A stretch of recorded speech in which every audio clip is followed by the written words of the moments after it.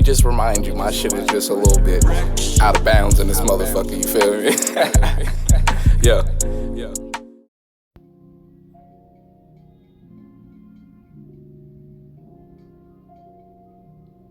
Welcome to another episode of Studies in the Fifth Dimension. We're dealing with the gods of destruction. Still, we're on the Tide Creek Vortex site. Right now, getting into, I think, the fifth part of the section of the site. So, let's get into it.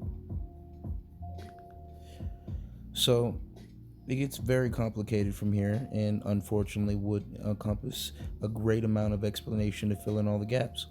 On an extremely basic level, the author starts from the beginning again with the layers of equal-sized cubes and spheres. See the layer as a three-dimensional grid cube diagram below. Billions of these non-physical harmonic layers occupy the universe. They also stretch down into proportional sizes, but never intermix in the layers. Each layer would be a different vibration and not occupy the same dimensional structure. All vibrational levels are independent from smaller to larger layers. As consciousness enters the system, it will resonate to its level of vibration, size, or cube or sphere. With the injection, this movement is initiated. As consciousness is the only aspect that can create movement outside of the basic background God level, it enters into its resonant layer and creates twist in the structure, starting from the center of the sphere. The twist diverts the energy into a replica sphere, moving into the layer or below or above depending on injection direction. The original cube sphere structure does not move out of its static position. The deflective energy creates a mirrored dimensional double that divides itself from the static background. It's an energetic waveform or complete shadow of the original sphere or cube structure. This is the ratchet pack. Small, tiny little things that come together to create big things. Ratcheting stars at the center and twists outward. It's responsible for all geometric shapes.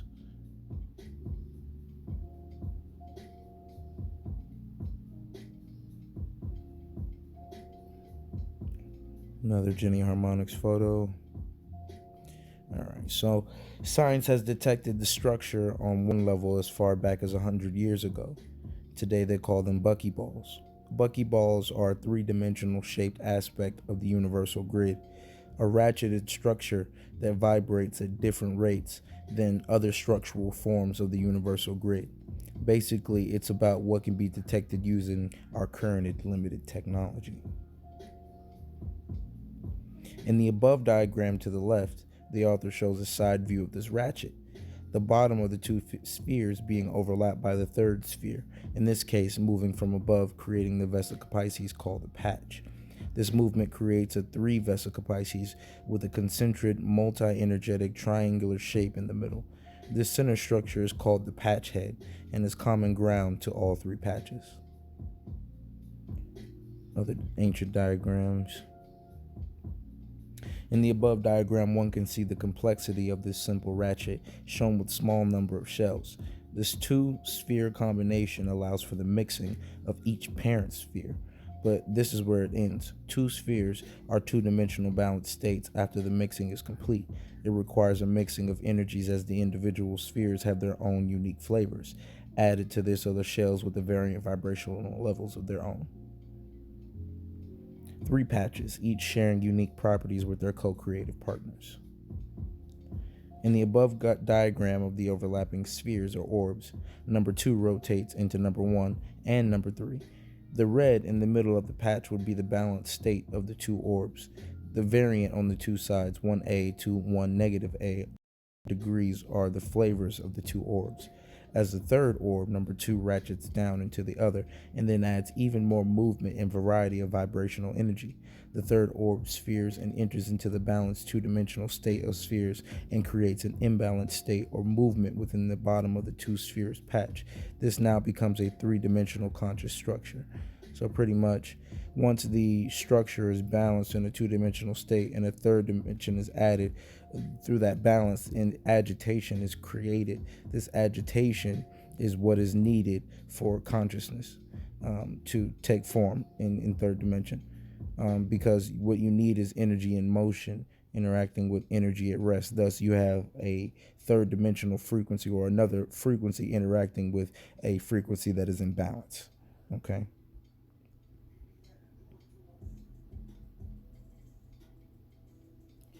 Each one of these sectional pieces of the three spheres, number 1 through 6, could be called realities. All this is just the top part of the patch called the patch head. The patch head is the combination of three patches and shares energy from each of the three in their inner shells. Okay. With just showing the outer shell of the three, you can clearly see how the patches in the central patch head is created. With more inner shells replicating the outer ones, it creates a multi-shelled patch head.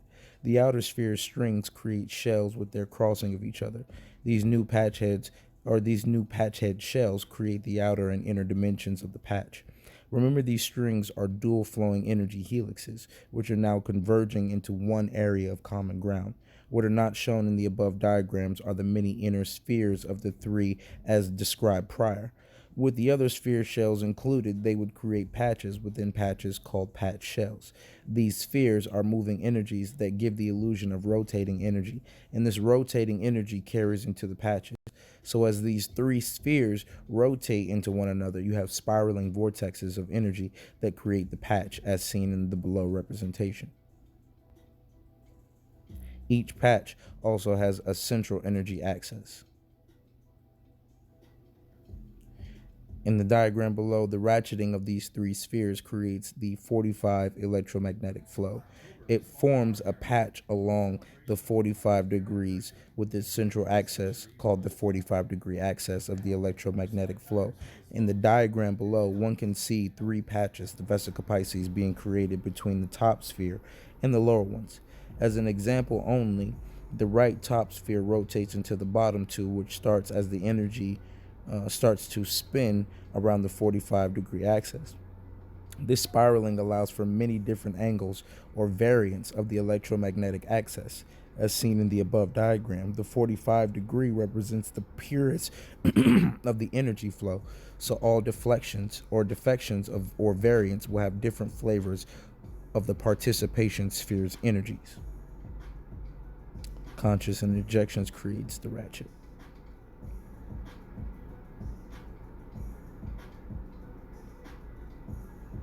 The above diagram is a representation of one of the 45-degree spiral ribbons and its inner spiraling ribbon shell. Each degree or variant will have its own ribbon of angular cone shape. As these energy cones have supportive vibrational capacities, they too will be associated with physical forms, including animals and other life forms. As a reference, the author has been told that the connections lie toward the 54-degree flow.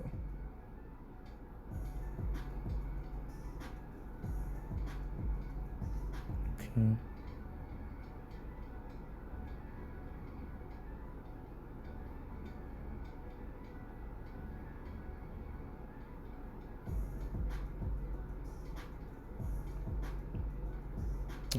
In the above diagram, a 45-degree energy line with opposite flowing ribbons will produce ascending and descending wavelengths of flow. This will result in some parts of the complete flow being matched to each other in wavelength, while others would not. It is a match or balanced section that time and physical creation can take hold. What he's describing is a living hologram. What this place is a living hologram, an advanced and complex simulation. Describing it in the way of waveforms. And this gets deeper, dealing with balanced and unbalanced states of electromagnetic flows of energy. What have I been telling you this entire time? To create a hologram, you need a balanced state of energy or energy at rest, and then you need energy in agitation, energy in motion. Okay? Unbalanced energy. These two different spiraling spheres come together to create a very advanced hologram. So let's keep going. It is at the matched or balanced sections that time and physical creation can take hold. I've been told that typically only one galaxy or physical dimension would be created on any one of the 45-degree lines of an 8-pack system. In the above diagram, I show how two logarithmic ribbons flow across one another would have certain areas of matching frequency or vibrational mirrors of each other. At these balanced zones, time frame physical reality possibilities take place if consciousness was in agreement. 45-degree lines have octahedron shells as their horizons. In this diagram, a combination of two logarithmic balanced ribbons pass through an octahedron shell to create the physical dimension. Okay. As referenced in the horizon section of the above 45-degree angles have their horizons also. These horizons are on different dimensional levels, but are still called horizons, or 45-degree horizons by the other side. They are created from the crossing of 45-degree ribbons and the octahedron shells, the organizer of the physical. Okay.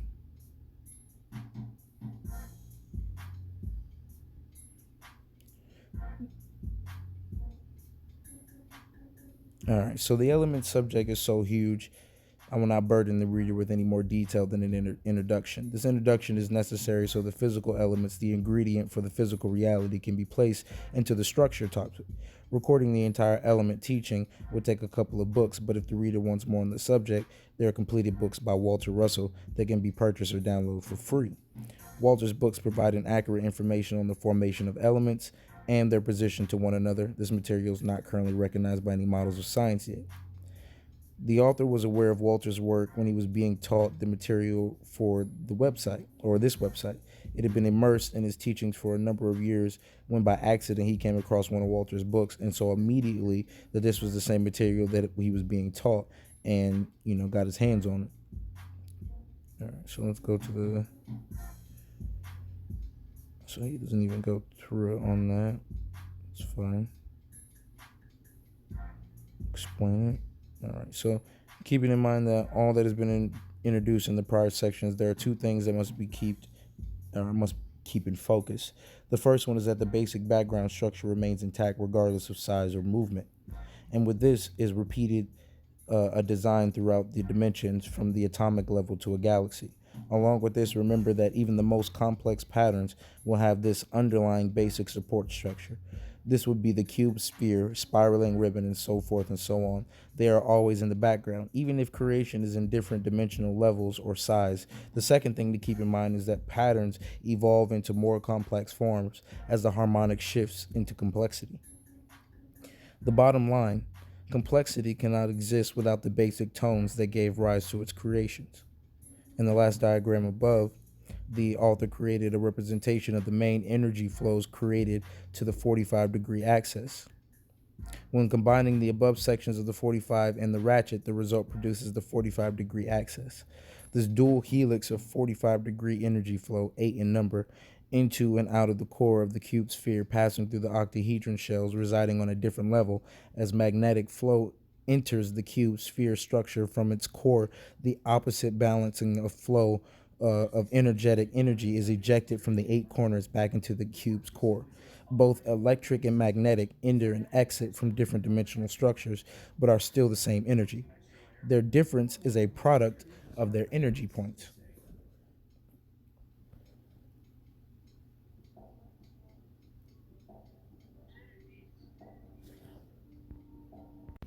That being the sphere's center and the cube's corners. The energy is the same level, but the inner dimensions of the sphere, as compared to the cube, will have different interpretations of this energy.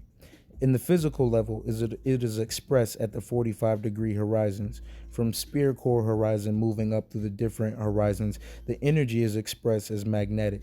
The opposite expression comes from the energy flowing via cube corners and exiting into the core of the sphere's horizon. In the physical structure, this results in the magnetic flow expanding outward, radiation, and electric flow compressing inward to the core, gravity. Okay. All energy flows are filtered by the event horizon regardless of their level and angle. As explained in prior chapters, the octahedron has shells, and each of its 8 facets or sides will be composed of stacked layers or bands of different harmonic octahedrons. Octahedron inside octahedron, with all of them deriving their creation from the 8 original pack and its layered shells. Each of these octahedron shells will have their unique flavor and thus a specialized filter as compared to its neighbors. With each facet of the octahedron having aspects from its parent spheres, the 8 different electromagnetic flows become individuals from one another.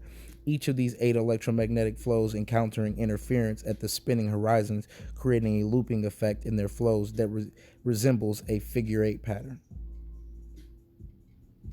Like the main 0 to 180 degree axis, the spiraling ribbons of opposing 45 degree flows create a figure 8 loop of energy at the octahedron horizons. However, this time the 45 axis flows differs from the main event horizon as it belongs to the physical level. The flow of the main 0 to 180 has no physical level capacity but the electromagnetic angle. The physical elements are the product of interaction with the octahedron shells, that is, if all of it falls within the perfect balance with underlying energies and structures. All right. So the octahedron shells, this is where the reality is. This is where the reality is created within this angle, based on the balancing of these energies, of these opposite flowing energies, which creates the stable hologram, pretty much. 2 ribbons of flowing energy, one magnetic, the other electrical, match vibrational levels at the horizon, creating loops of energy. These figure 8 flows are actually disc-shaped, and like other aspects have bands of time-oriented harmonics, ascending and descending in the strata of inner horizon tones.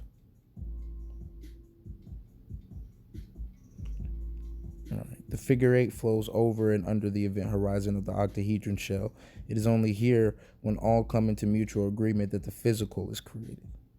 Okay? Through the figure 8. Physical is a vibration of 3-dimensional perception that our senses with conscious awareness can interpret into a reality. Okay?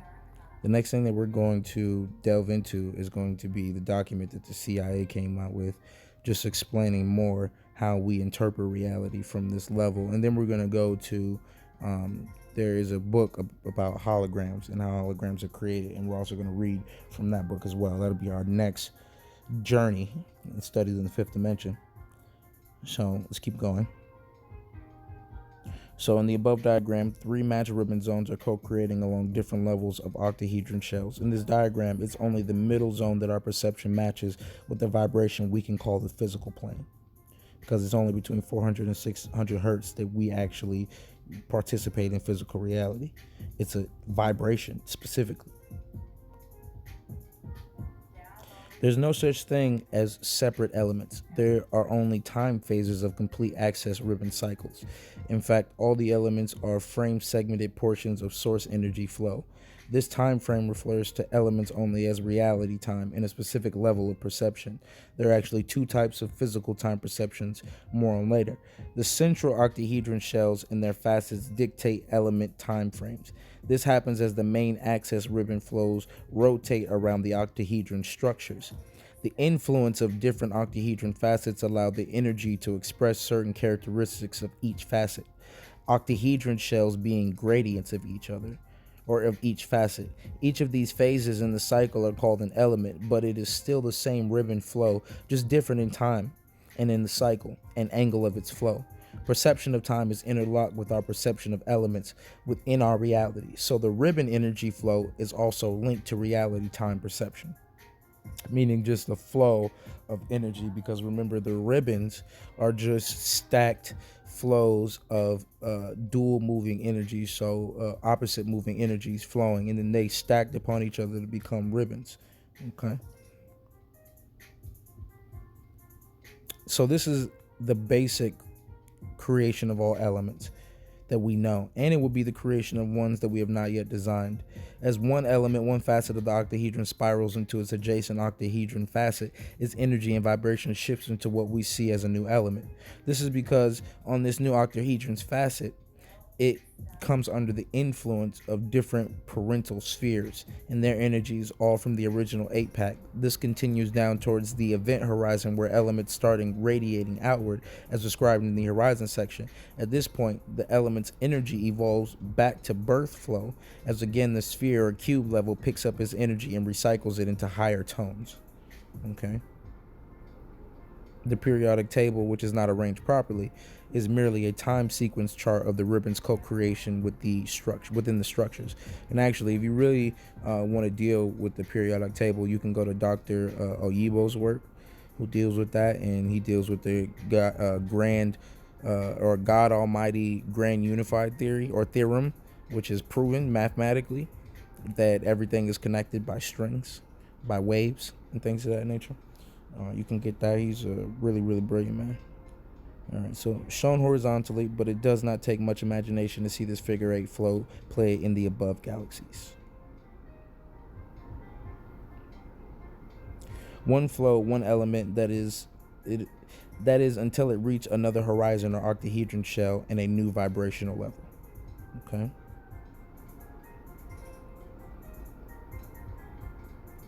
Congruent discs of time-oriented shells in one of the 8 quadrants of the octahedron.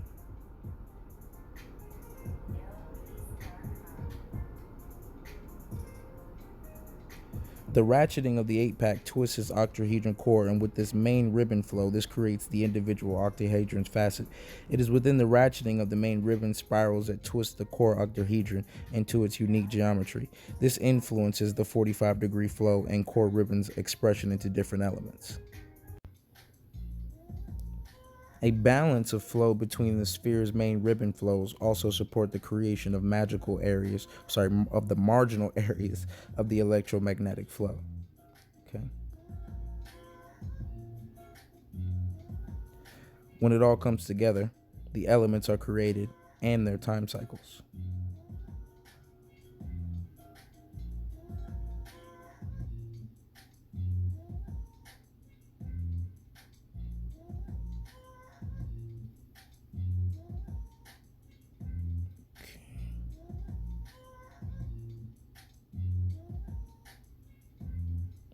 Shows at these sites what the ancients were trying to show. They were recreating vortexes that they were seeing on higher dimensions. The Ohio Serpent Mountain at the top with a dowsing diagram by James Connolly. The wavy part of the mountain is the outline of the part or slice of the spiral that is exposed to the surface of the land. The spiral mound on top of the left mountain is the representation and reminder of what is being observed. There is nothing special about Serpent's mound shape if you are a shaman. The colored photo below shows the same understanding. It is from Bates Wells, Sonora Desert, Arizona.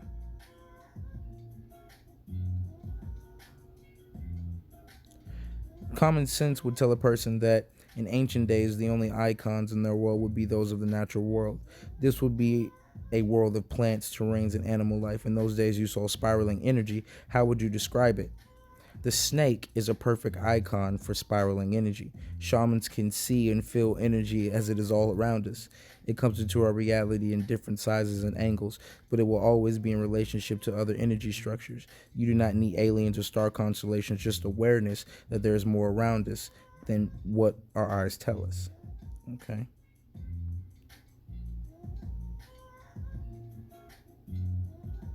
And a little bit more with it. But this is pretty much the basic fight. He goes a lot more into a lot of different sites that are vortexes, and they have a lot of proof and they have a lot of facts. It's a really, really good website.